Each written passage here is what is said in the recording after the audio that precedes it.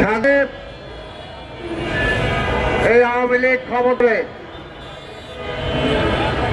আমাদের যত mill factory ছিল সবগুলোকে জাতীয়করণের নামে দলীয়করণ করে সেগুলোকে ধ্বংস করে দিয়েছিল।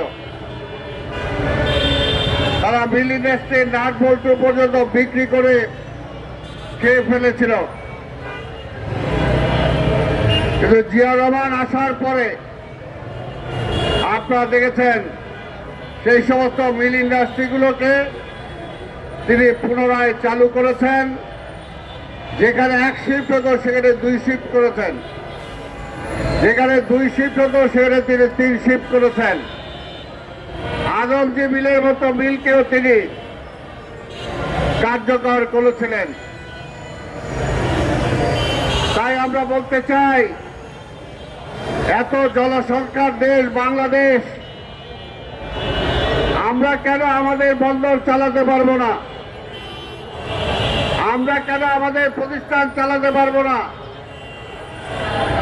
আমাদের বউ বাংলাদেশে আজকে বিদেশে অবস্থান করে সুনামের সাথে বিভিন্ন দায়িত্ব পালন করছে।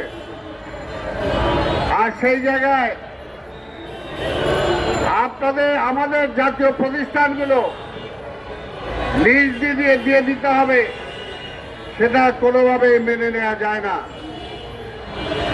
এটা একটা অপরিপক্কতার নিদর্শন।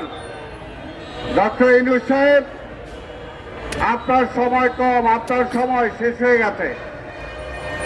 এমনি এক্সটেনশন লাইফে আছেন। 3 মাস 6 মাসের মধ্যে নির্বাচন দিয়ে আপনার বিদায় নেওয়ার কথা। এখন 1.5 বছর পার করছেন, কাজে এক্সটেনশন লাইফে আছেন। এখন আর এমন কোন সিদ্ধান্ত নিয়েন না যে সিদ্ধান্তের জন্য আপনার ভবিষ্যৎ সুন্দর হবে না। বাংলাদেশের মানুষ যেমনি সহজ আবার তেমনি কঠিন। ইতিহাস পর্যালোচনা করে দেখেন, এই দেশের মানুষ কাউকে ক্ষমা করে নাই যে অন্যায় করেছে। কাজে আমরা চাই না অল্প দিনের জন্য আপনি এসেছেন, আপনিও এই ধরনের কোনো কাজ করে পরবর্তীতে জনরোষে পড়েন, সেই রকম আমরা চাই না। আমরা চাই একটি নির্বাচিত সরকার আসুক। নির্বাচিত সরকারই ঠিক করবে বন্দর কাউকে দিব না আমরা নিজেরা চালাবো। যদি আমরা চাই বাংলাদেশের মানুষ তারা নিজেরাই চালাতে পারে, তাদের দরকার হলে এক্সপার্ট হিসেবে গড়ে তুলতে হবে। কিন্তু এখানে বেকার সমস্যা অনেক। আপনি দায়িত্ব নেওয়ার পরে কয়জন মানুষের চাকরি দিতে পারছেন?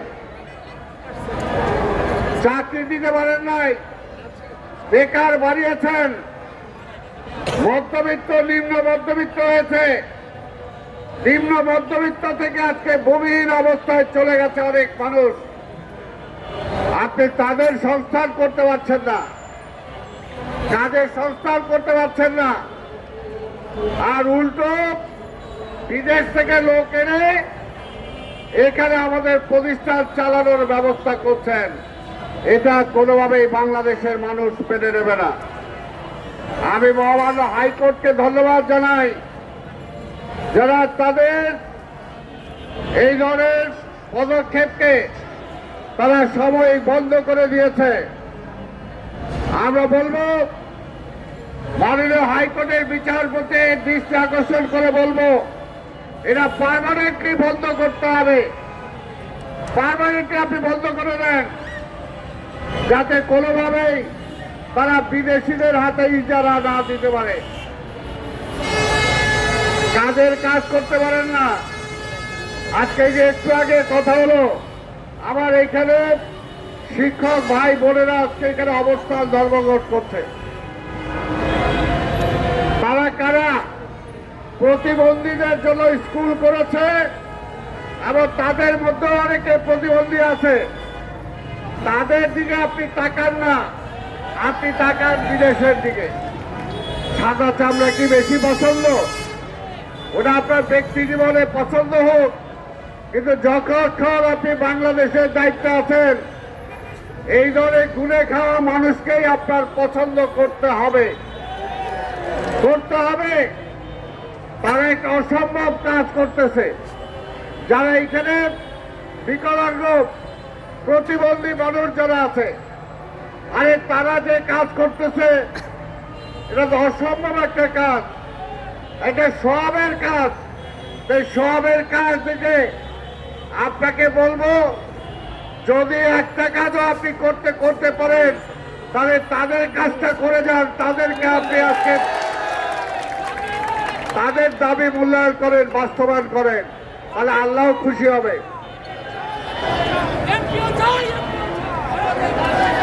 বাবা ঠিক আছে, তাহলে আল্লাহ খুশি হবে। কারণ আমরা জানি এই প্রতিবন্ধীদের জন্য যারা কাজ করেন, আল্লাহ তাদের অশেষ সওয়াব দিবেন। যে বাবা মা তার একটা প্রতিবন্ধী সন্তানকে মানুষ করে,